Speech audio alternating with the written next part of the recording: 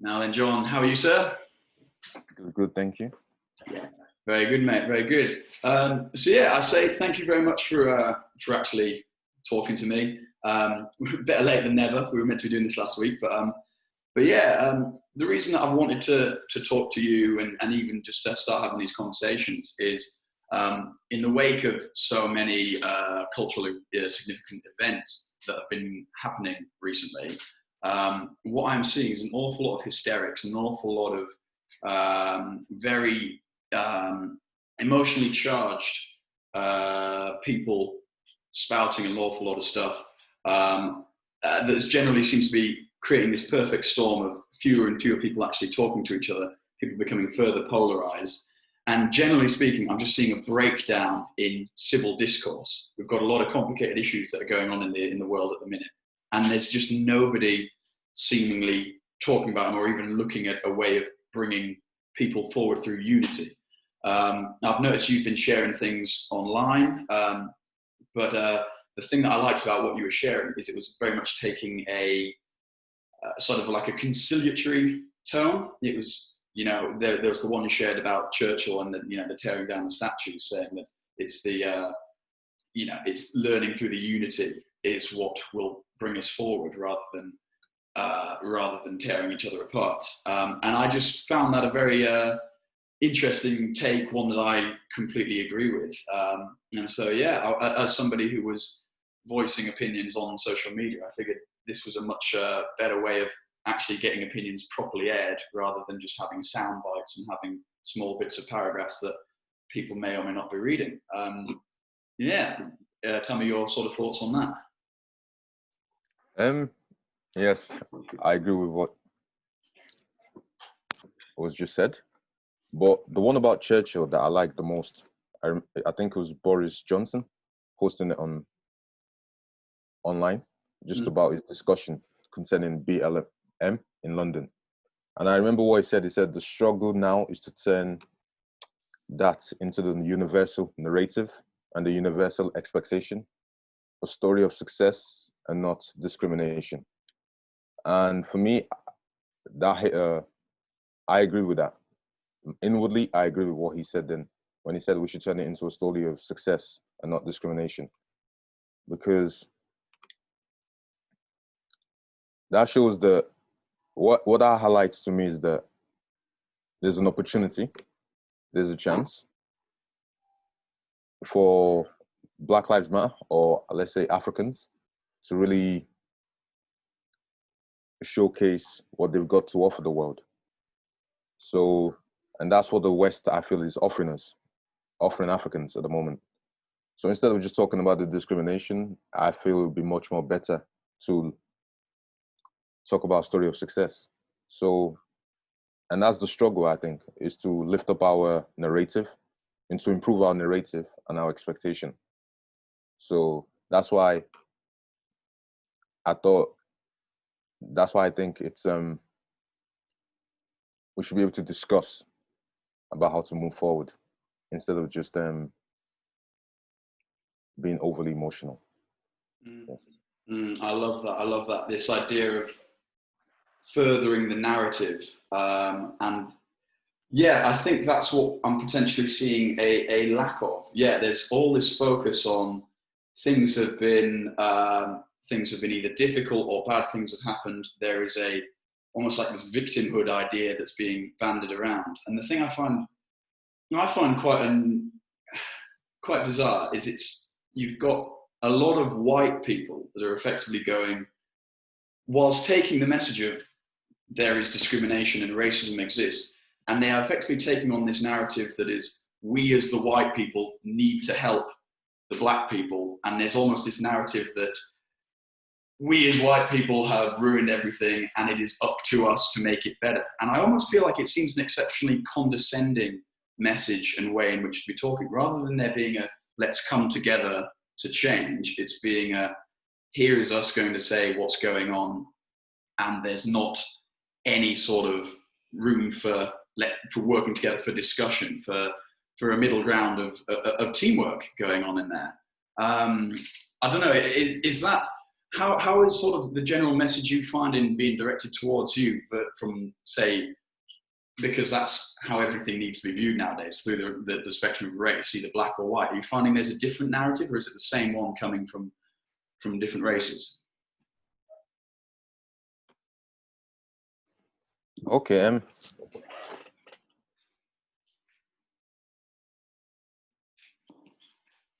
Personally, the way I view it, it's when you're looking to migrate from, let's say, Africa to the West, what you're migrating for really is opportunity, life opportunity. So when you're in Africa, you know you have the drive, you have the skills to improve your life, but there's no opportunity. The only opportunity is maybe in the government, so to get a government job. But when you come over to the West, I mean, you can improve your life in so many different ways. There's different opportunities. You can get a professional, become a professional, work in the professions. You can even, if you have talent such as music, dancing, singing, you can move into those industries and improve your life. And so there's so many different ways in the West. So I think in my mind, it's if you're an African who lives in the West, you should. We have a conscious awareness that there's an opportunity, there's chances to improve our life if the African themselves put some energy and effort into it. So that's the way I see it myself. However, the way some of the messages I get, so some of the messages that I receive, especially from sometimes just from the interaction I receive with just from interactions I receive with other people, or from the media, is that the African needs to be governed in a sort of way. Needs to be helped. Yeah, we use that word helped, but it needs to be helped in a way that that makes him feel like it needs to be helped. But the way that help comes across, it's as if you're incapable of no, not you're incapable, but it's a bit belittling. Let's put it like that. Yeah. A little bit belittling. Yes. And I find that is sort of how the message seems to have evolved, rather than it going from this initial, there has been, racism has existed, and we see different examples of that in America versus the UK. And we in the UK seem very good at taking on American issues and American problems and just making them our own. But yeah, there seems to be, I love what you're saying there. There's this idea of Western opportunity, which is one of the reasons that, I feel we live in the best time. Things are better than they have ever been. We have access to more technology and more wealth and whatever. The fact that, you and I are even able to communicate via the internet, via two computers, we wouldn't have been able to do that easily. We wouldn't have been able to do that affordably 10, 15 years ago, but it's just like nothing to us. And there's so much opportunity that is being thrust upon us. And there's almost this entitlement factor that is coming from, it seems to be that you're noticing as well, from the people that have been born here and always lived here, that it's like, we have it this good and we deserve that. And therefore it's not up to us to make our own destiny. We are owed this greatness. We are owed this opportunity for stuff that we haven't done. And then this narrative has gone from, rather than it being, let's come together because we want to change, we want to improve the police force, we want to make sure that these dreadful instances that we've seen don't happen again, to just an anti-Western message of, rather than it being we are against the police now, it's sort of been, well, everything about the police is wrong, the law is wrong, and therefore the foundations of this entire nation are wrong. They should be torn down and just entirely redone. And at that point, we're losing every good thing that has ever come out of the Western world, the opportunities, the fact that we have everything that we do now. At what point did the balance go from, we want to hold police accountable for their actions to we don't think there should even be a police or a governing body or a law.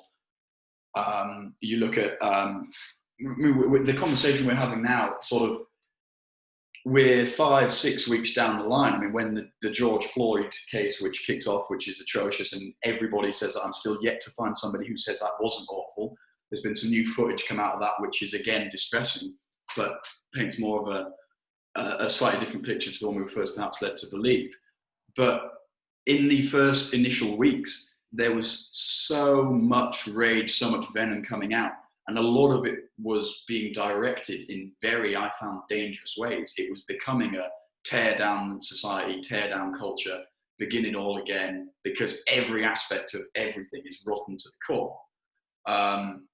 And nobody was even remotely challenging it. It was, as soon as you say anything against riots, as soon as you say anything against this movement, you don't think that Black Lives Matter, and therefore you're a racist, and therefore you're not entitled to any sort of opinion.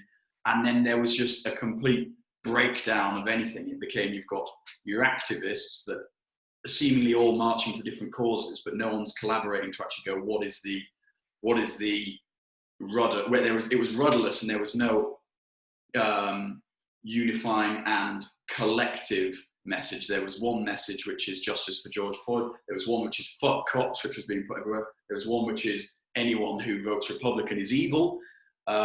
There's one, and then you've got Antifa, the anti-fascist group, who are then taking over like blocks in America. And that was all being lumped together. And I can happily sit here and go, I don't agree with a bunch of left-wing thugs taking over a city, using force and running everyone out of their towns. I don't agree with that.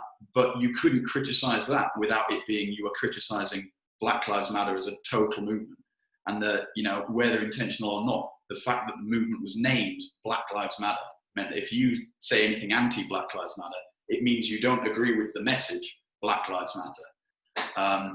So we've got this, I say, we're only 5-6 weeks on now, but the way in which we are allowed to discuss this is already shifting, I think, because we've realized the inherent dangers of going everything wrong with the system that has put everybody, generally speaking, in a better place than their parents, their grandparents, and so forth. There's actually a lot of good from that we don't want to destroy as well.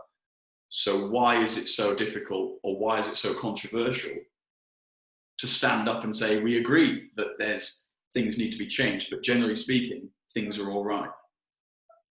Okay. Yes. Quite a lot of points. Good points. I think the first reason is why things expanded from Black Lives Matter to looking at the whole of society is to do with this new question being asked of systemic racism or systematic racism, systemic racism or institutional racism. So I guess systemic or institutional racism is much more than conscious hate being directed at you because of your race. It's much more in the institutions, in the system. It's like I remember just watching a video about, depending on the location you live in, especially the location you live in, depends on the school you can attend. Depending on the school you can attend, depends on what university you could go to and what jobs you can get. And if you extrapolate that, if you take that further down the line, let's say someone who's fortunate, privileged, let's use the word privileged, enough to live in a good neighborhood, will expect to go to a good school, good university, and get a good job. Someone who's not so privileged will expect to go to a mediocre, let's say an average school, average university, average job. Let's take down at the age 40, and you see the difference. And there's a very huge difference in terms of income, household wealth, and just social mobility, social economic mobility. So I think that's why that Black Lives Matter moved on to questioning the whole society. It's just due to that systemic racism. The other part is because, from my understanding, it's in American society, there's a lot of there's a lot of crime, and it seems from the statistics, blacks, African Americans, uh they commit a lot of the crimes in America. They seem to commit a lot of the crimes in America. So when you're looking at that, it's why are so many African Americans committing so many crimes, and why are so many African Americans in prison? And that's the question so that's what people ask. There's inequalities, there's inequities, and is those inequalities that's being addressed by questioning systemic or institutional racism? That's why I think with the George Floyd scenario, it was a catalyst, a spark. What has happened is once that situation just caught on fire, most Africans in the West will be like, "Oh yes, I've been affected by some sort of racism recently. Maybe just recently in the past 4 years, 5 years," and that just comes up in their mind, flashes in your mind, and it builds up. And when they speak about it to others, they speak about it to their colleagues, and it builds up. And that's why the Black Lives Matter just had so much fuel, so much fire, so much momentum, and it's just gone over. I mean, it started in America, and then it went all over Western Europe, Tokyo even, just went everywhere really.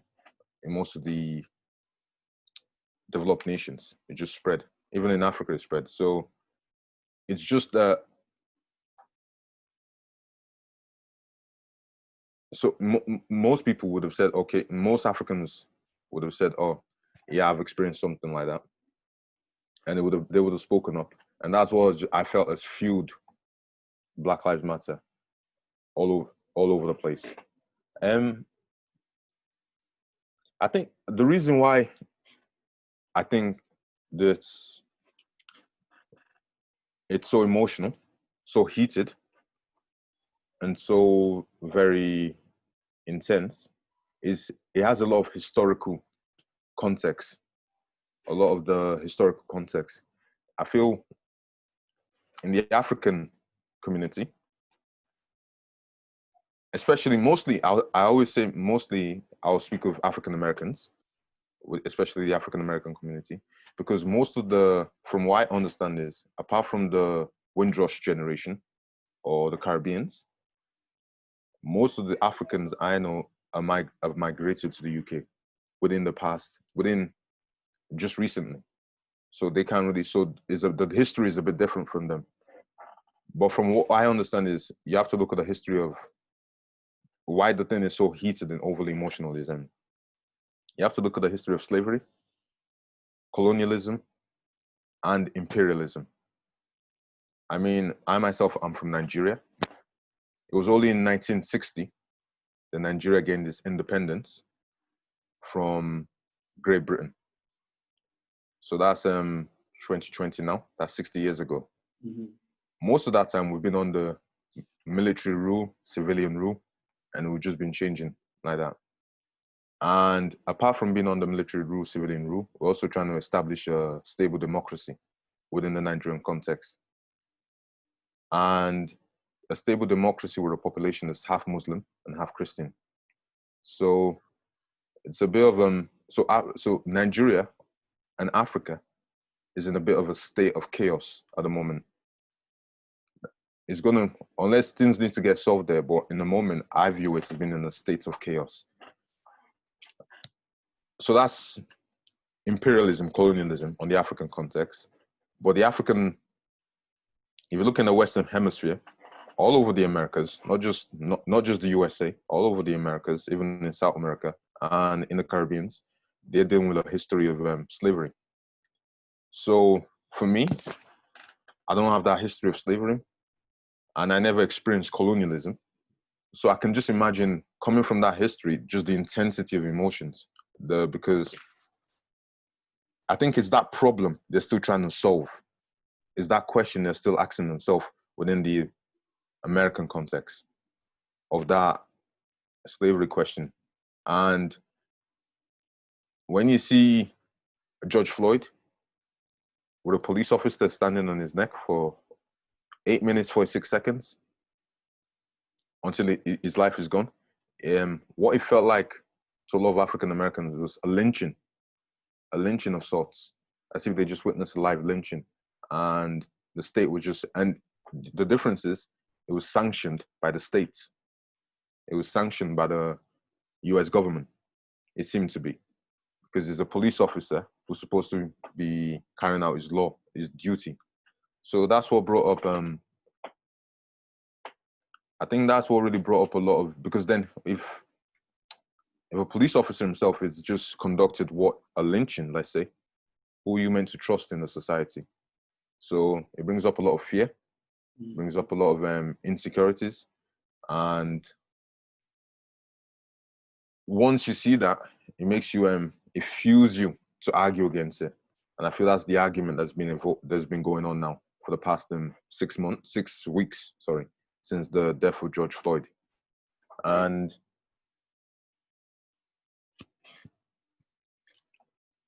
as an African in the UK also, myself included, it's an argument I want to see, I've been following quite closely, because I also think hopefully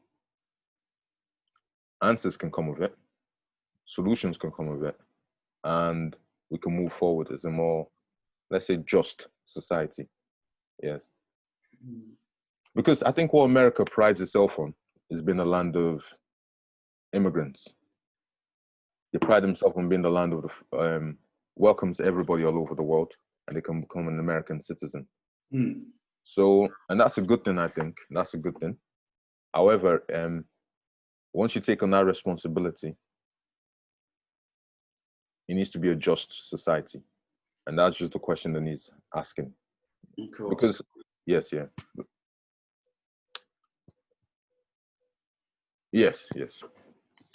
Yeah, no, that's some powerful stuff. Thank you for giving me that viewpoint point on that.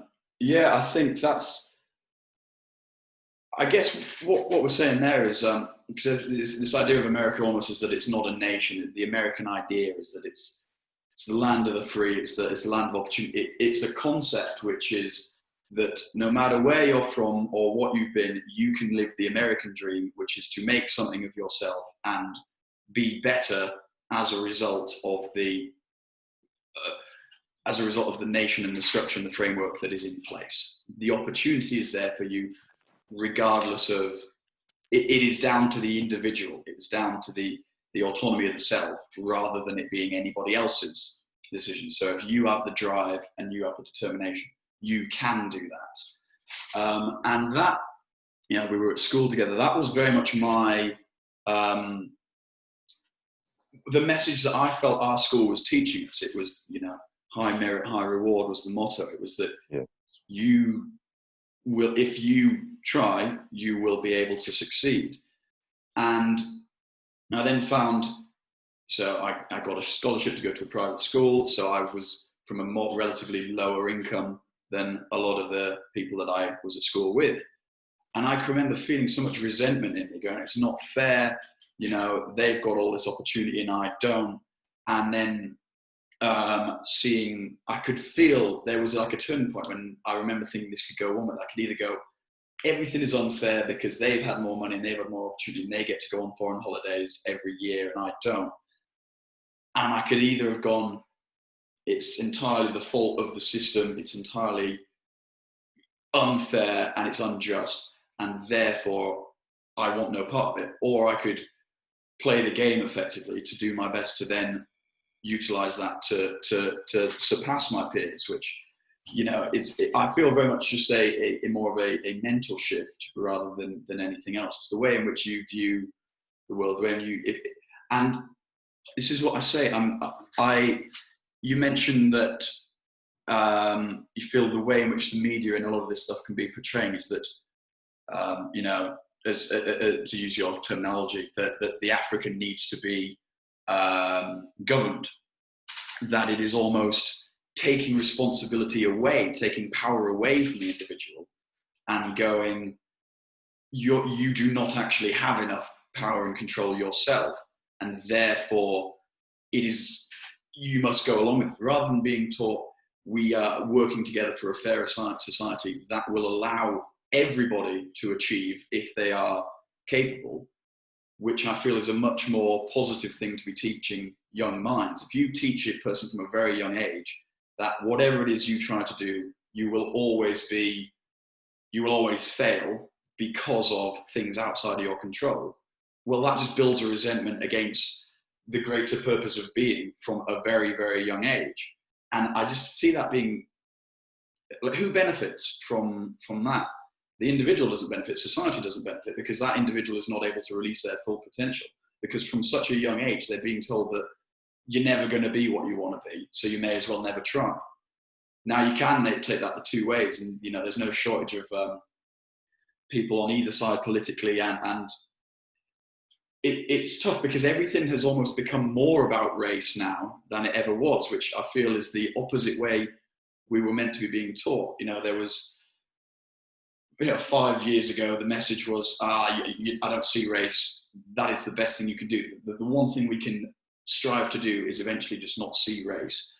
But then there's so much, it's a stupidly simplistic argument to go down that route, because what it then does is detract from all of the positive things about, it basically says that every human being is completely the same. It says that, your experience is no different to my experience, and that my experience is no different to somebody who was born in London, and their experiences. So the idea that you can't see race has now become everything is about race. And I feel that's extremely detrimental as well, because there are there are things that come from a culture, there are things that come from a race that define an individual, and that is that is how society, and certainly the Western world, has progressed by having different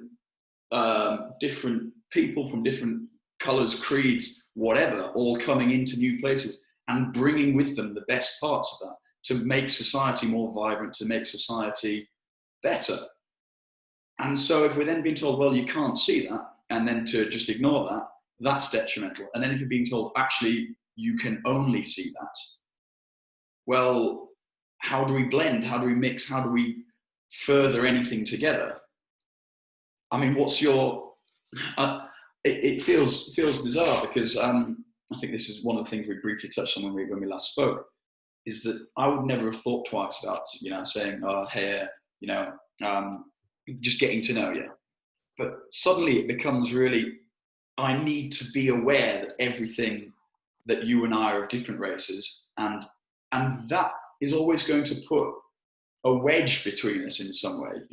If I can't just see you as a friend, as a individual, then it's always going to make stuff more awkward. And I feel, despite me agreeing with a lot of the messages being posted on social media, that we need to be more aware of injustices, that perhaps there are opportunities that I can have as a white person that I have been previously unaware of.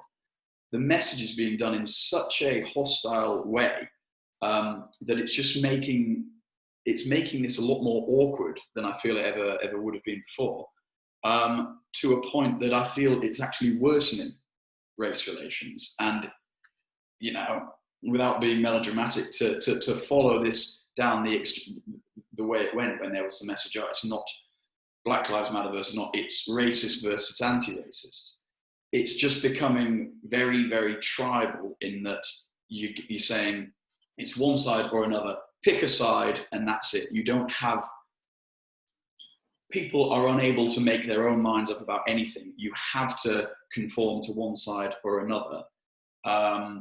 And I say, that then just makes everybody see, if every aspect of your life is for or against, what team are they on? Are they on my team or are they on the other team?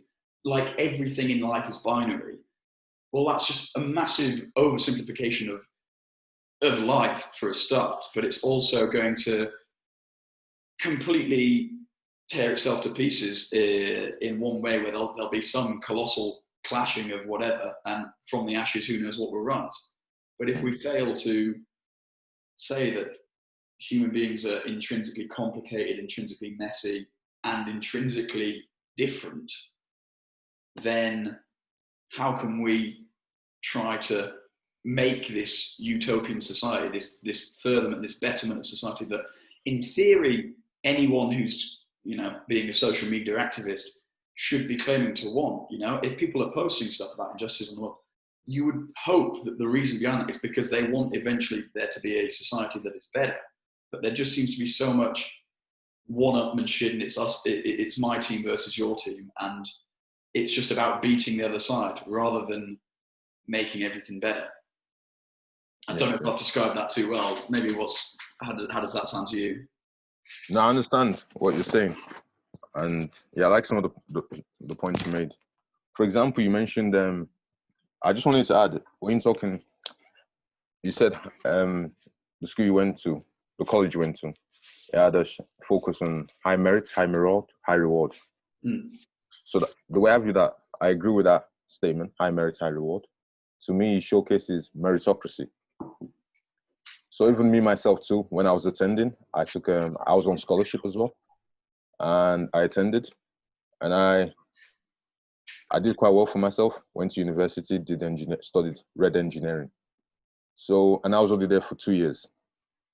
So for me, that focus of high merit, high reward has been programmed into me. From not so much where has it been programmed into me. Number one is just my own personal life, just the way I progress through life, the things I do.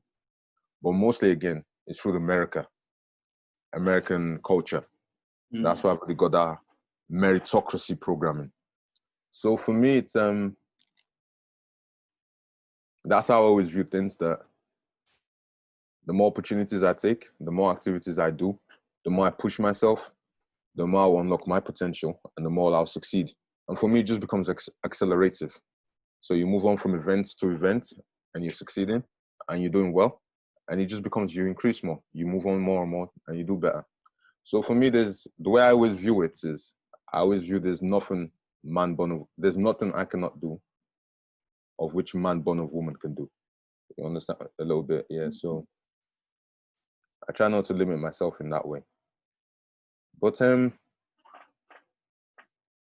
what I realized is, within the UK context, it's I understand there's a constitutional monarchy, and so maybe in the past you could say it's quite aristocratic. So it seems that what I noticed in the UK, my own views on it, is that things are quite it seems to be quite set in place. There seems to be constant kind of level that people try to maintain. But with the meritocratic mindset that I've never let that kind of mindset influence me too much. But what I've noticed is that recently, that mindset of you need to stay at your place, stay at your station, or stay at your level, personally, from my own personal example, has been trying to be pushed on me. And who's trying to push it? It's different individuals. And the reason they think so is because they'll say, okay, they wouldn't say it, but you could maybe see that they're thinking it. They'll say, because you're black. And they'll try and tell me, because I'm black, where I belong. And the way they'll do that is they'll encourage maybe athletics or football. But let's say if I was to talk about more intellectual matters, and I seem to be talking down to them, that becomes a problem. Or what I've noticed from my own personal example is, sometimes they'll want to talk about intellectual matters, but they don't really want to get to know, like you said, when we were school together, you wouldn't have really talked too much and said, hello, just talk about different matters. Just ask me how things are. And that's how I would say I agree with, that's how I perceive things as well. Then sometimes you can be in a room full of people and you don't really talk. Or even if you do talk, it's not really it's just very high conversation, just high. So you feel a bit, and it's a bit platonic conversation. Yeah. And most people seem comfortable keeping it at that level. Yeah. And sometimes I'm just happy to keep it at that level. So So that's what you go off, as long as everyone's feeling comfortable. So, but for me, I don't feel that that's going to drive progress forward. And everyone just keeping the conversation platonic. I don't feel that's going to drive conversation forward. No, progress forward. And that's why I feel is important for that progress to be pushing forward. Yeah, certainly. I mean, because when everything is purely done on the superficial level, you're never actually, you're never even broaching on more important stuff. And yeah, I mean, that's what I say. In a weird way, this new level of social media activism, I feel, is almost furthering that level that everything is kept more superficial. I mean, throughout doing this, I've messaged so many people saying, yeah, you're posting stuff online about these things. Would you like to have a conversation with it? And we'll actually get it more out there. And barely anybody has even replied, let alone said yes. But then you see them out, like when I was back at university just for a week, and you see people, and the conversation was almost more superficial. Now, everyone was deliberately avoiding talking about anything. As soon as the conversation moves a little bit towards current affairs, goes, nah, and it just immediately moves on. And we seem to be getting, despite more and more people in theory being more aware and being more active, the conversation, the dialogue is happening even less than it was before. People are just going, I've posted my thing, that is my opinion, and don't question me on it and don't talk to me about it, but that's where I stand. And there's even less of a human connect than we already had. I mean, this is the thing that so if we could reiterate a conversation we had before, which I found actually to be a really, really interesting insight.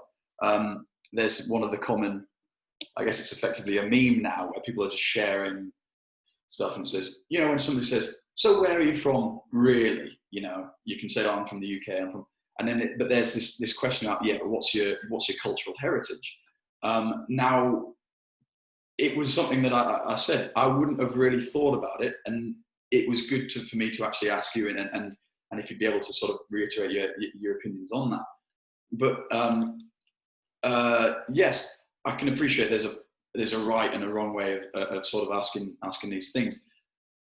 The reason I'd said, coming from my point of view, is that it's the same when I meet people at university. I'll say, oh, where are you from? So I'm from London. Like, yeah, but what part of London? What are you actually from? Why am I, as the individual, asking that? Because I'm curious and I want to get to know the person on that deeper level. I want to know, oh, you're from this smaller town outside of it. That means maybe I've got some connection with a town there, so I can build a slightly better relationship with you. Oh, you're near an air base. That's amazing. There's an air base near me. Just these sort of daft things that mean there's that further connection. And if, say, I want to know more about your cultural heritage, you mentioned it from Nigeria. I find that interesting. There's so much that I can learn from you about that, and that you're able to teach me about that. And by us making everything so volatile to a point that it's uncomfortable to ask anything more than superficiality, we all suffer, because I learn less about you. You aren't able to open up about yourself. I'm not even able to ask you. And then if that ends up that you feel the same way, you don't feel like you're comfortable to ask me anything, then our human experience is tainted as a result of that. So I say this, but this idea that then the thing that was being shared is, if you're asking somebody deeper questions about who they are as an individual to try and get a better idea of somebody's identity, you don't deserve to do that. That is an example of white privilege. You go, well, this is just an eroding of human relationships at that point. So that was sort of my way of coming from it. But if you'd be able to, if it's all right, explain why you feel it could be problematic, people saying, trying to dig deeper, and your experience and how that sort of makes you feel when you're being asked that? Okay. Just first of all, you mentioned even on social media, people just posting about this Black Lives Matter just to confirm that yeah, they hold a certain view or hold a certain opinion. But when you see them in real life, they're not really ready to go into it. And so it's a bit of duplicity, I guess you can see there, or people not ready to commit, show any commitment, or ready to really stand deeply for what they believe in. Because sometimes the way I see all these social media posts is a bit too what's the right word?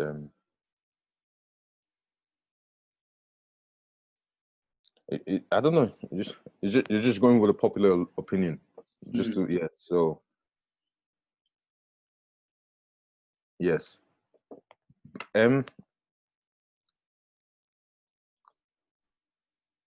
Just to continue. Yeah. Okay, you said about when people ask the question, "Where are you from?" And I like the point you made. You said sometimes if you have too much volatile encounters, it can sometimes taint the human experience.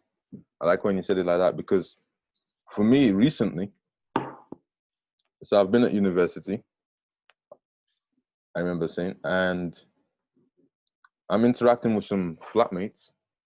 And for me, it was living with them was just a very volatile experience. It was just, you couldn't talk to them, you couldn't reason with them, they showed no sympathy, no empathy. It was just a show of dominance or might makes right is what they were trying to show to me. And the way I felt they were trying to show it to me is that because they're English or because I'm black, one of those two, that whatever they say becomes law.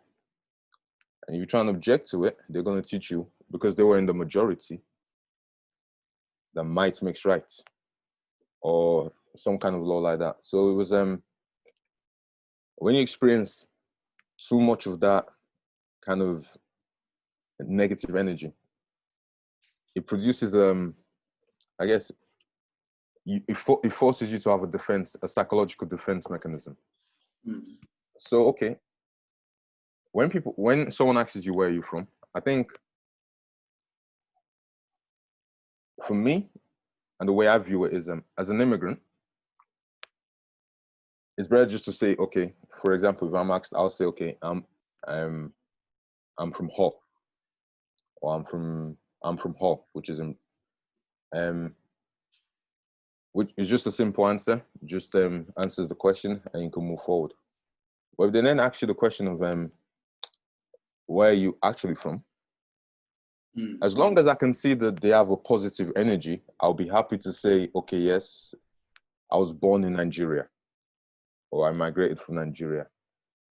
But the thing is, what would make me say no, or just to avoid answering the question, if I can see that they're trying to gain some kind of advantage, like a one-up sort of, yeah. Yes, to use negatively against me, or to try and isolate one, because sometimes it could become isolate you, because so that's what would prevent me from saying oh, I'm from Nigeria. I'll just say, okay, I'm from Hull, and I'll keep it as that. Or I'm Black British. Simple. I don't need to say I'm Nigerian. I'll just say I'm Black British.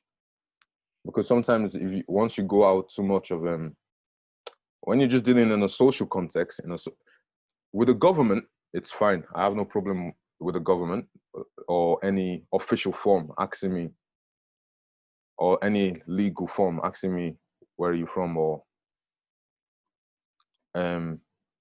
what nationality are you? I'll happily say Nigerian, British. But when you're talking about just in a social context with individuals, or even individuals on a normal basis, then that's when it becomes a question of your psychological defense mechanism kicks in. Well, I guess that's because you, especially in that already charged scenario of if you're first year at university, you've got a load of people that are coming out of their comfort zone, out of their element, in that horrible scenario which is everybody's trying to find their place. Everyone's trying to assert themselves in the group, in the circle, in the flat, to show that they belong. And it's why people always are.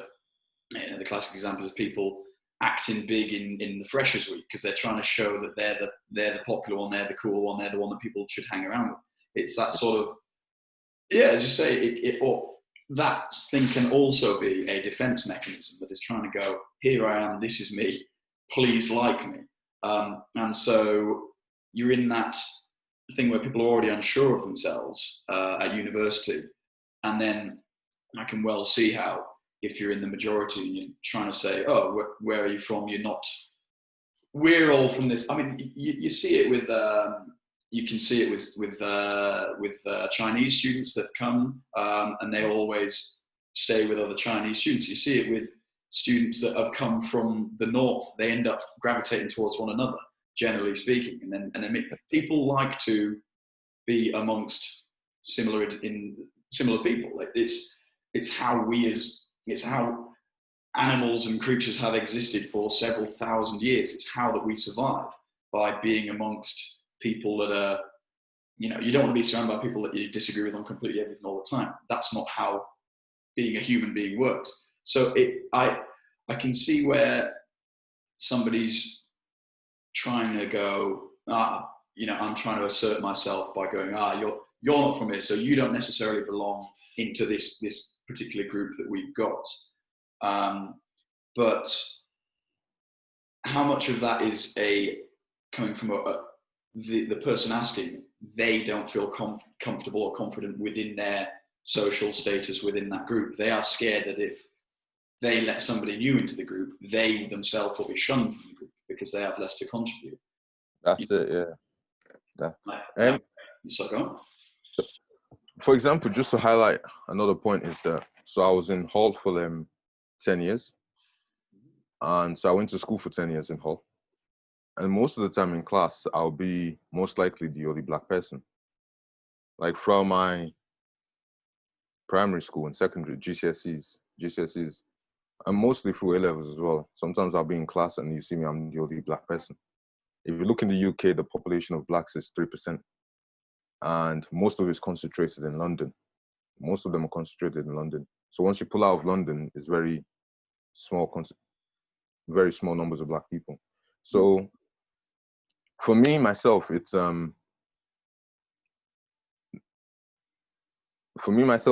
always adapted quite quickly. I don't know, I always found it quite comfortable to adapt. So in Hull, especially, being black wasn't one of my, I wouldn't say it was my pillar that I stood upon. Yeah. It wasn't really a pillar, yeah. Because I didn't say, because I'm the black person, I'm going to behave in this way or that way. I just always saw myself as not so much white, but I just always saw myself as, white. Not so much in skin color, but in being. Not so much, because I was mostly all my friends, My name was John Godwin, so it's a very Anglo-Saxon name. So for me, it's also Ayomide, but apart from, it was, I just always saw myself as being, perceived myself as being white. So for me, it's not until I started sixth form, and for the most part, I didn't really experience racism, especially during my SATs and my GCSEs. It's only between A-level. I didn't really experience it in A-level either, but that's when that American media, American culture started speaking to me. And then that's when I began to understand there was something called black and white. And there was some kind of tension between black and white within that American sphere. I mean, I understood that I migrated to the UK and I should be, I knew I came from Nigeria to the UK and I migrated.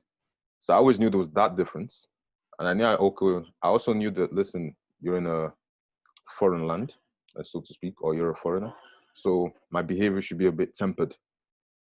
But it wasn't until A-levels, and it was in university.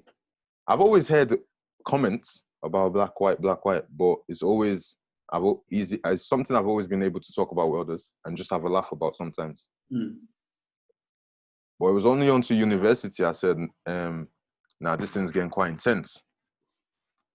Because I think what made it intense in university is that sometimes there's no teachers around, there's no authority figures around. Yes. So students just behave anyhow very quickly. It's all mob rule, isn't it? Yeah. That's mob rule with the alcohol and everything. So yeah, especially that. Yeah. So which can be very fun, but yes, no, it's good if you're a good group of people. It's good fun. Or it's when people just start behaving. They take one shot at you. You give them the face that no, that's not right, and they just continue taking shots at you. So, and now you can't. And the thing is, okay, sometimes they can take shots at you. They won't necessarily take a shot at you because you are black, or they won't attack that point. Or they've taken a shot at you, or they've taken a joke at you, make it a joke at you, or a pass at you. And now, what happens is you're like, should I defend myself, or should I just try and stamp my foot down? You don't want to seem overly aggressive or volatile, or as if you have an issue. But what happens is when other people come in and join them, and nobody's there to defend you. Yeah, that's when that being black feels very pernicious. That's why you see that George Floyd case erupted. It's like no one's there to protect you. I mean, even the policeman, like for me, sometimes if that mob rule takes effect over you, you can go to the security or the policeman to protect you. And you tell them, you report yourself to them, and you can expect, at least you feel assurance that you feel a bit protected. The system's trying to look after you. That's what you feel. That's it. The system's trying to look after you. But when you're with a group of people and they all just jump on you and you're just there isolated on your own, and you know that what's building up in their mind is that there's that difference between you being black and them being white. It's just making an impact. It makes them want to really sometimes it feels like they don't even, if they feel separate from you. Sometimes that difference can separate you. And that's it. So you don't really feel protected by the people you're with. And that's why you see that George Floyd case when he was just getting stood up, not just by one policeman, but there were 3 other policemen there. One of them was standing up. The other 2 were standing up. And the people there didn't even help him. They were just watching. They were just watching, recording on their phones what was happening to George Floyd. Yeah. And that's what it feels like sometimes. The people around you, some people would join the person who's standing on who's trying to stand on your neck. Let's put it in that word. And others would join in and support them. So if I could just ask you on that point then, because that sort of, that almost that playground ganging up on one person is, everyone is familiar with it in one way or another, just through growing up, through witnessing it. It is one of the ugly sides of human nature that some people will find as soon as they've got a little bit of power, they abuse that. Why? Because it makes people feel really good if they know that they've got power over somebody. It's a great feeling. That's why people do it. There's nothing more complicated behind that. How much of that, though, do you feel was, I think maybe 2 things. And the first one was maybe, how much of that did you ever witness that happening to other people?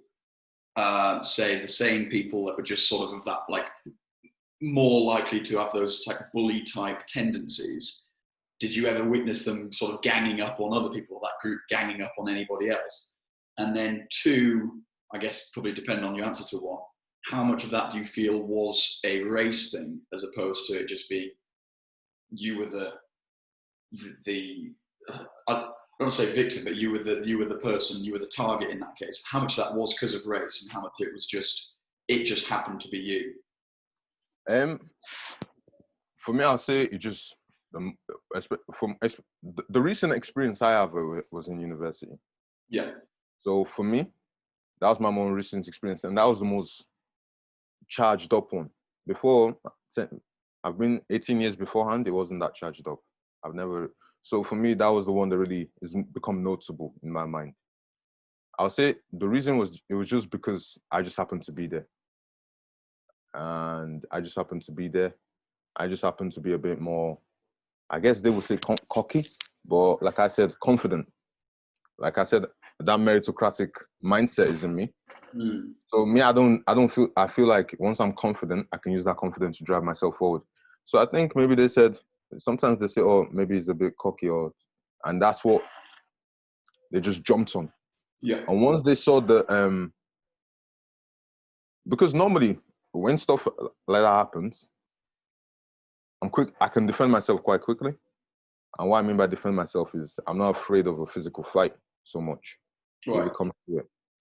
But the problem that I had is women that were leading the charge. Women. So it was a bit of a difficult one Wow. because Yeah. Okay. they were supported by men as well, because just in case I get out of line, they were going to jump. But it was women, so that was the one that really caught me off guard. And Interesting. so um yeah, and it's not just me they were targeting. Also, there was also other flatmates, like even other flatmates. There was one Pakistani boy I was living with. He was a bit more. He was protected. He protected himself a bit better, so he didn't really get that much attack. But he was also being targeted. He was an international student, Pakistani, and he was next door neighbor. He was also being targeted. Also, I think what I sensed was there was just a lot of hatred within some of them, and they just wanted to direct it out. And when they wanted to direct it out, they were just looking for those who didn't resist them. And for me, I made a miscalculation, I'll say. And it's because of this. I thought, okay, at university level, we should all be able to conduct ourselves ethically and morally. Mm. And that was my What a expectation. mistake that was. Yeah. That was, yeah. This only went on for a year. So this was just during first year. After that, we went out separate ways. So so that was my mistake. Yeah. I thought everyone would be able to conduct themselves ethically and morally. But no, some people just some people just, like you said, they love power when they have it too much. Mm. And so yeah. I mean, in a bizarre way, that does sort of stem to that idea of this of a meritocracy as a system of a hierarchical system which is based upon winners and losers, and that you've got this idea, this belief in ascending through competence and ability, that you work, you should do it. And it's the same. That's an example of that in a social scenario, that if you could almost think of a social circle as a meritocracy.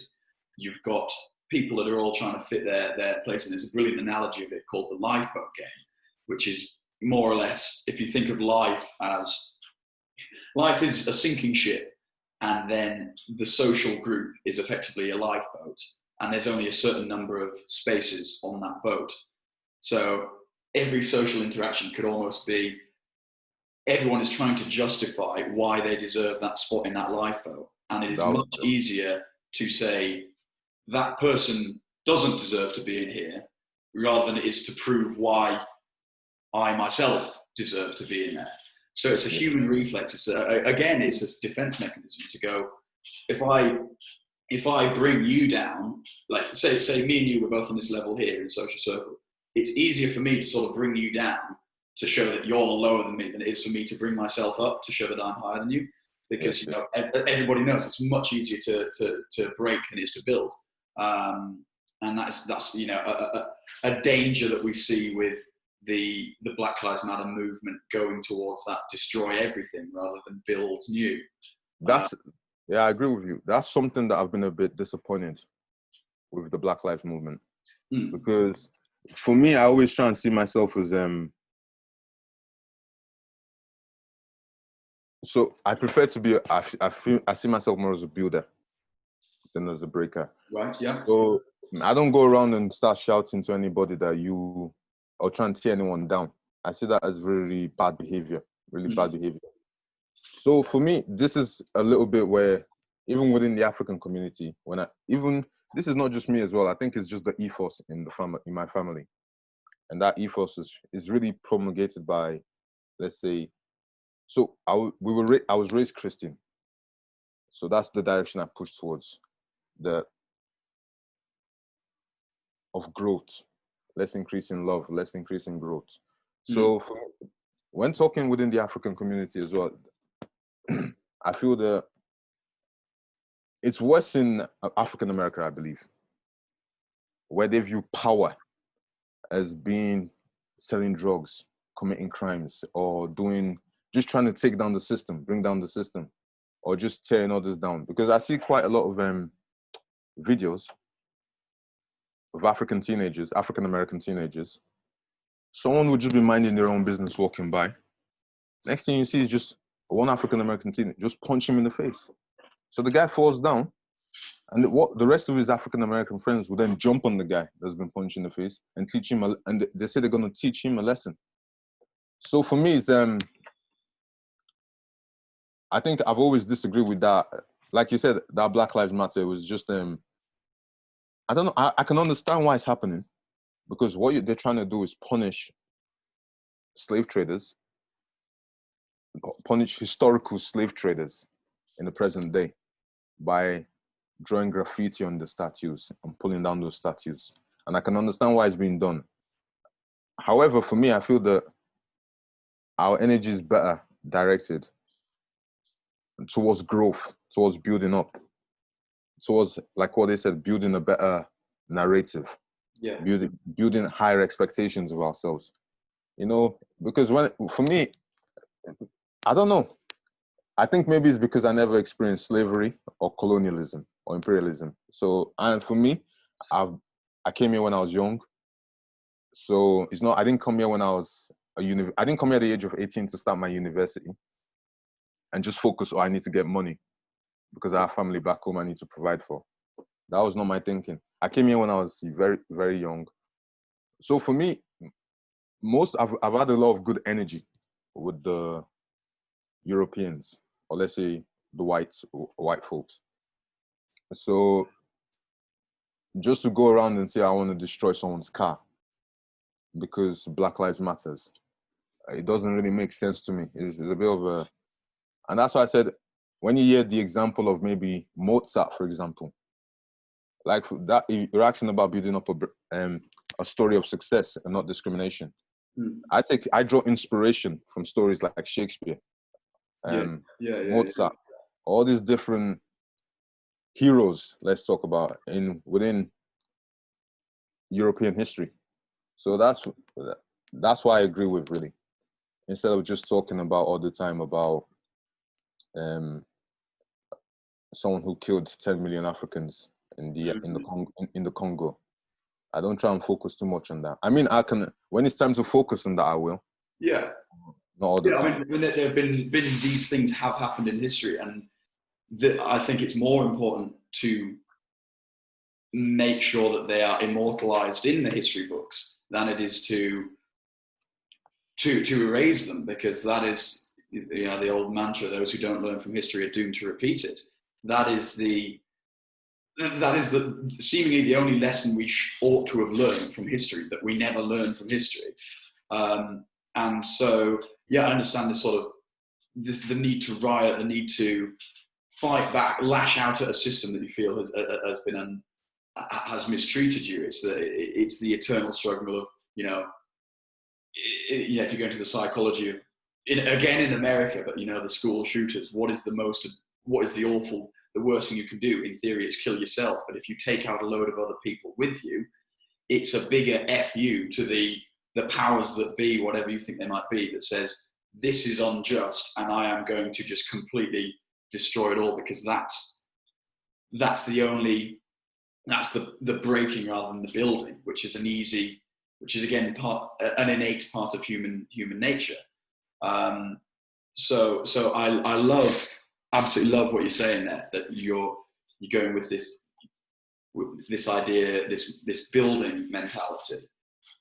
If I could ask, and I think, yeah, because that's brought it really nice and cyclically around to what we first started off talking about. Okay. How much do you feel, or where do you feel that thought process and that mentality has come from? You mentioned it's from your family. You mentioned there's a slight religious aspect in that? Do you feel it was family? Do you feel it was religion? Do you feel it was nature? Do you feel it was nurture? Where do you feel that innate goodness and that innate drive to improve comes from? And if you're able to find that, how do we spread that and get more people thinking the same way you are? How do we solve the world, basically? Yeah. No, it comes from a lot. I mean, in life, you become what you take in, they say. So if you're eating negativity all the time, I guess you will emit negativity. So for me, it's mostly it's the people I've been around with. It's mostly positive energy they fed me and positive energy back. I mean, when it comes time to defend yourself, I will always say defend yourself. But for me to go around and say I intentionally want to destroy something or I intentionally want to tear down something and see that as a form of goodness, it doesn't make sense to me. It doesn't really, and not as only doesn't it make sense to me, it doesn't really sit well with me internally. It's like let's even put, if I see a gate or a fence and I'm trying to make a statement by breaking down the gates or the fence, to me, just the action of getting a hammer and hitting it, it feels quite repulsive to me. So yeah, so it's not always something I always advocate.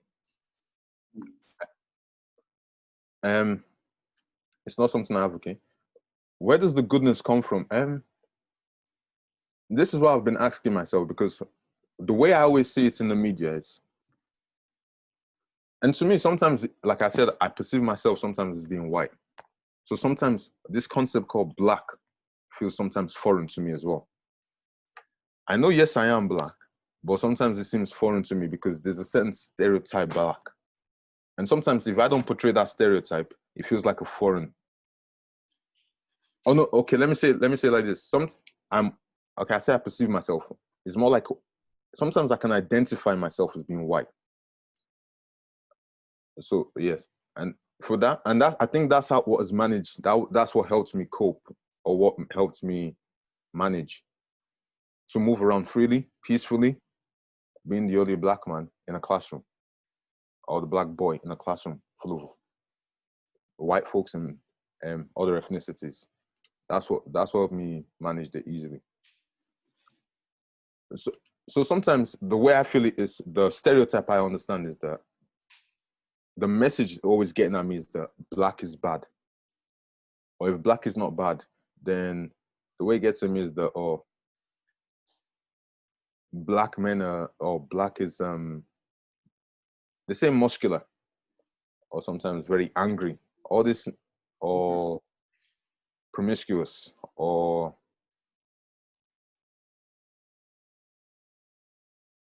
dangerous, or unintelligent. All these different negative attributes. Which I am not allowed to say, of course. But Okay. you sort of get that. Yes. You know the word, what they call the N-word in America, is all that.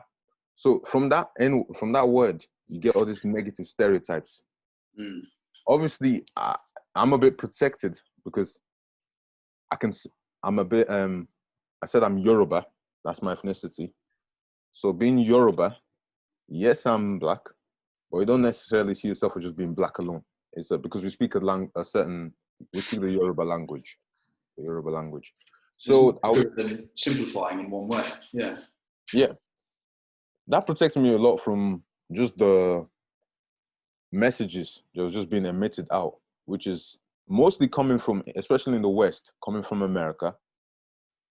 And it's coming from that history that they have. So for me, what has just broken out of my, and one of the illusions, not so much an illusion, but the message that was trying to be pushed is black is bad. And for me, now I'm happily to say that no, black is not bad. And that's the message I've been trying to push out. Black is not bad. It's good. So just because someone is black doesn't mean so much or just because someone is black doesn't mean it's inherently bad. Because or it's taboo. It's taboo. Nothing is, because that's what sometimes I think Africa sometimes it's like taboo. You know how it, let me just give an example. Islam is portrayed in the West. Yeah. Um, Islam this, Islam that. And when you think Islam, sometimes the image in your mind can be terrorism. Terrorism. Sometimes I think that's how black is portrayed. When you say black, Mm. it's all Yeah. taboo. You'll just be thinking taboo, taboo. Got you. And for me, it's just that that thinking in the mind has just left my mind now. I no Right. longer, yeah, it's just left my mind now. So when they say black, I don't think, oh, taboo, taboo. Or when they say African, I don't think taboo, taboo. I think it's like a renewal in the Mm. mind, deep in Yeah. the mind. Yeah. Yeah. Yeah. That's it. Yeah. Could I So ask then, where do you feel that message has come from? it's Where do you feel that has been perpetuated? Do you feel it is the white man that has been repeatedly saying that and has made you feel that? Is it coming from from Chinese students? Is it coming from other from other black people? Where's this message you feel come from? Because the message we're being told is that it's all as a result of the white system. yeah, yeah. No, it's no, you're right. It's that message is coming from everywhere. Because and I'll just tell you my own person. I'll speak personally this time Please. because that message of black is bad. It comes a lot from Africans themselves. Really? And Right. yeah, it's quite it's an interesting dynamic, an interesting dynamic. It comes a lot from Africans themselves. Obviously, it comes a lot from sometimes if you just have an encounter, an interaction with an African person, and maybe something, it could be a bit of a negative experience.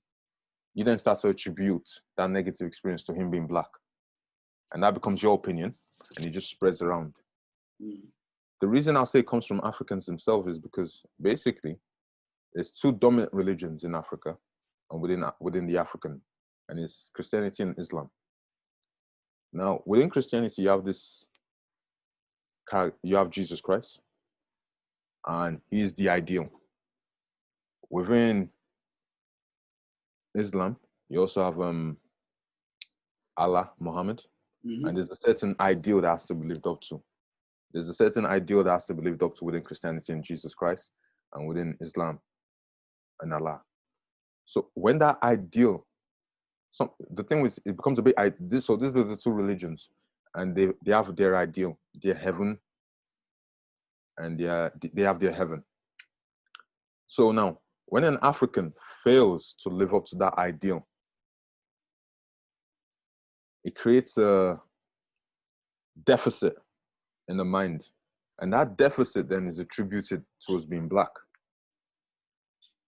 or because some of them, I don't really think this way, and I try not to think this way, but I can sense that's the way a lot of African religious Africans think, religious Africans. So what we feel is that the ideal to live up to is God, Allah, and if you're not living up to those ideals, then the very African is like, if you're not living up to them ideals, then it's because of then the cause of you not living up to that ideals can lie within you being black. It's not too that's just the practical way to view it. So that's where Africans get that message. Mm. For example, let's say now a woman in Africa, or even an African woman in the West wants to start growing herbs in a room, herb plants. And during the night, she has to water the plant. What other Africans will say is that, oh, she's maybe practicing witchcraft. And they'll take that as a very serious issue that needs the deliverance of God or Allah for her to be cured of that witchcraft. So Right. is that kind, yeah. Yeah. Yeah. And when they ask her, why was you waking up when the Africans ask the question, why is this woman waking up in the night to water a plant? They can sometimes attribute it to she's practicing witchcraft. Why is she practicing? Why is she capable of practicing witchcraft? Because she's black. Yeah. So even this whole being African, within Africans sometimes view as a taboo Mm. because I don't know. Maybe it's because Oh yeah, but never considered that. yeah, that's within the African community, African mind itself. But then when you come to the Western mind, I guess the reason it's viewed as a taboo is because one, the crimes being committed. Two, I guess, is the lesser position that Africans sometimes take in the social economic sphere, Mm. social economic sphere, because I guess Africans need to develop socio-economically. So sometimes you can view, because of just that less lower position, you can sometimes view it as being bad within the Western mind. And because this is not just in the West as well, like even the Arabs or the North Africans, because you know Africa is North Africans don't really view themselves the same as the Black Africans. No way. Themselves, Wow. yeah, because they're more Arabic, so Yeah. they view themselves a bit differently. And like now, I know an African an African language is beginning to get popular, so people are beginning to learn this African language because not many people know African languages. Even Africans themselves. This is just one example of the taboo I'm talking about within Africans. Africans themselves will be able to pride themselves more in being able to speak English, French, Arabic, Spanish. So one of these modern advanced languages than their own native languages. So they'll take more pride in being able to speak. I mean, it's good if you can speak English because you can go to university, you can write reports, you can write on news sites. Mm. But then what they do is then teach their children not to accept their native language whatsoever. So the children are unable to speak it or write it. Yeah. And yeah, so I don't know. It's a lot of it is short-sighted view. Mm. It's a very short-sighted view because they just want what's good in the moment. So even within that African culture, though, there is that sort of there is an aspiration towards the Western ideal within that. Would you say there's this aspiration to learn the Western languages, Yes.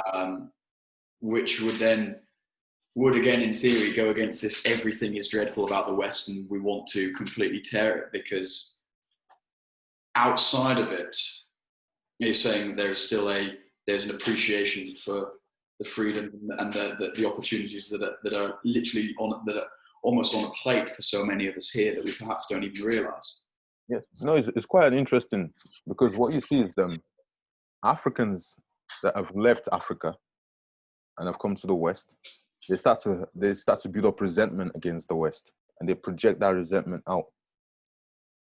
But Africans in the continent, they're looking towards the West as a land for hope, just for hope. They're looking towards the West for education. That's why I see a lot of, that's why I said, like I told you, I migrated to the UK. So why do we migrate? Because you see the West for what it is. Opportunity, progress. I mean, and a way to better develop your life. And not just that as well, you also see the wealth that the West has. I mean, 24/7 electricity, you have internet, you can go to the store any time of the day and there's a shop full of food that you can eat, all ripe and ready to eat. So that's how that's how Africans on the continent appreciate the West. But there's something that happens when you stay in the West for too long. No, not for too long, but you stay in the West. And I think it's just experiencing injustice on a daily basis. After a while, it builds up and you start to build up a kind of, I wouldn't say it's an hatred, but you start to build up a anger towards the West. Yeah. I wouldn't want to say it's a hatred. I don't think most Africans I speak to is not, you don't want to see the West destroyed. Nobody wants to see the West destroyed. But nobody wants to see the West being brought down. But just a certain anger, which is which needs to be voiced, and that's what happens really. Yeah. But yeah, so that's it. It's a quite it's a complicated, and it's not just the West as well. Also, there's the Arab Islamic world, which a lot of Africans are driven towards as well. Like I said, Nigeria is half Muslim, half Christian. The north of Nigeria is Muslim, south of Nigeria is Christians. Most of the Christians like to come to the west. Most of the Muslims like to go to other Islamic nations. Yeah. But even if you see how Africans are treated in all these Arab countries as well, Really? or Islamic countries as well, I think the West is much better Yeah. than those Arab or Islamic countries. Because even in those countries, it can be worse at times. I mean, an employer will get his African employee and start whipping him sometimes. Sometimes if you see these videos and get a belt and start whipping him. And I mean, in the West, yeah. this is in this Islamic country. It doesn't happen in the West that someone will start whipping you. I mean, you could take it, you take it to the authorities and you'll take it to the courts. So, and it's not just, it's against the law. But sometimes you can see these videos in these Arab countries. So that's why. If that happened in the West, though, there'd be complete outrage and rightfully so. Yes. Yeah. Like we saw in George Floyd. But like what we see in George Floyd, don't be surprised if that's happening in the Arab countries and nobody's outraged. And what I'm going to say is now, what's happening with George Floyd happens in Africa as well. Of course, African policemen are doing this to Africans. But the reason, so that's why, for me, I don't say, oh, I don't try and speak so much hatred, because if we can't even fix our own problem, that problem on the African continent, an African pastor went to go and tell the policeman that, listen, you could go stop treating people like this. And that African pastor was beaten up very badly by the policeman.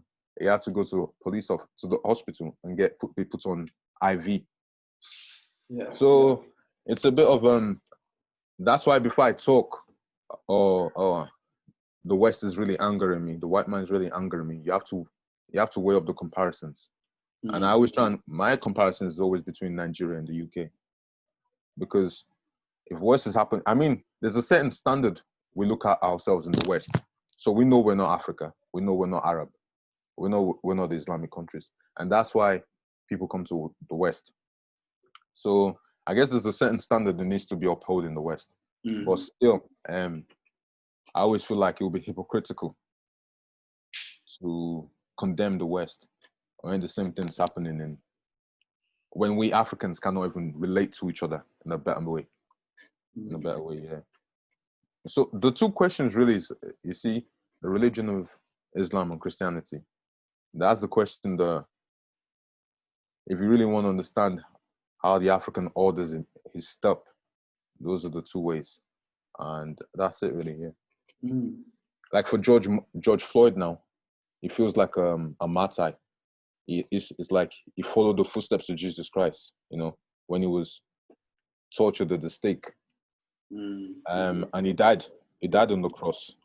So it's like that's what you're seeing with George Floyd in the mind, really. I'm getting that's sort of that suffering being punished for a greater cause. I see what you're saying with that. Yeah.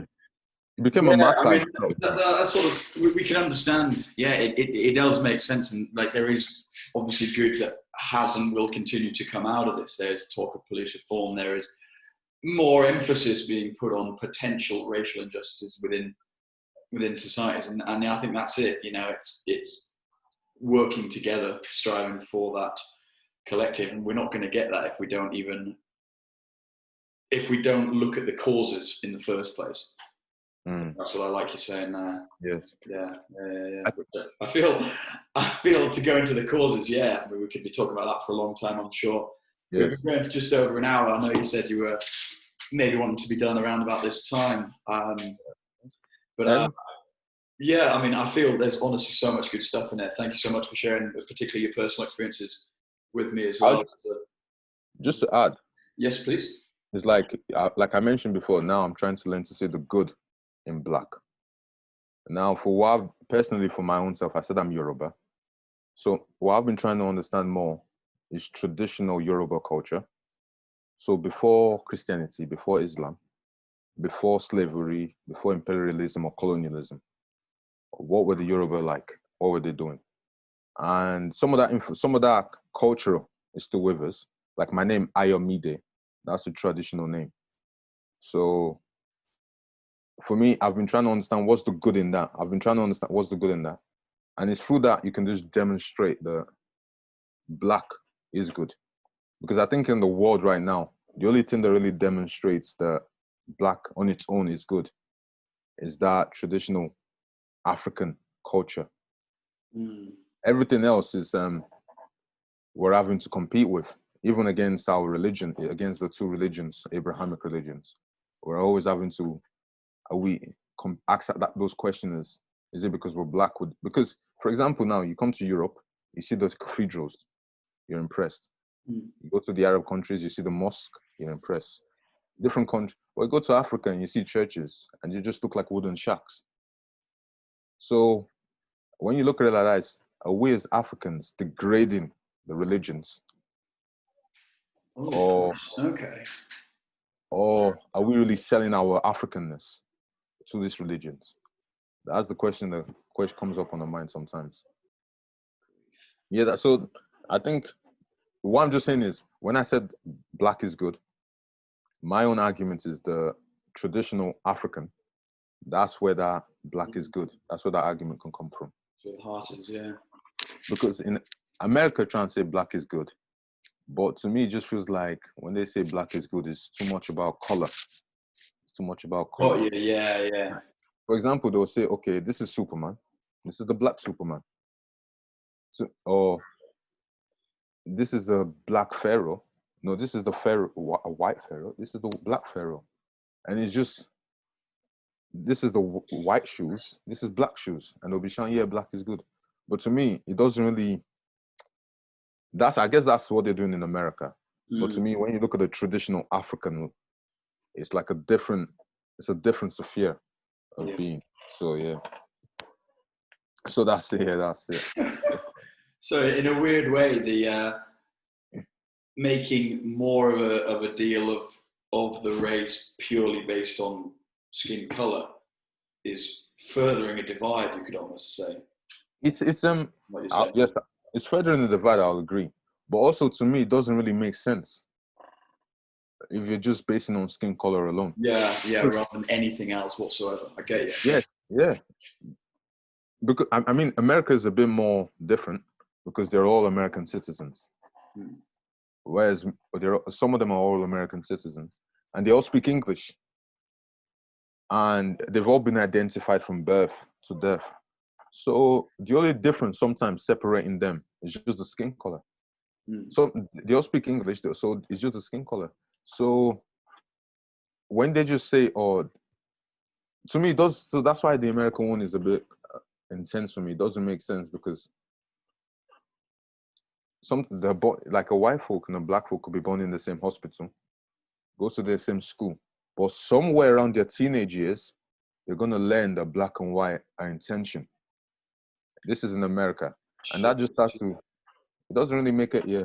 But whereas if you say, okay, then you're African, and you come, okay, the way I understand it, if you want to say the race, I mean, the race can be talk about color now, but if you then bring the history behind it and said, okay, the whites were in Europe, the blacks were in West Africa, were in West Africa, and they were relatively isolated from each other. And it wasn't only until about the year 1500 that they met initially. And it was only until maybe the 1600 they started moving together in America. If you bring that historical context, I can understand it. But I think is that historical context, and then that's when I can understand. Okay, that's when I understand what race is.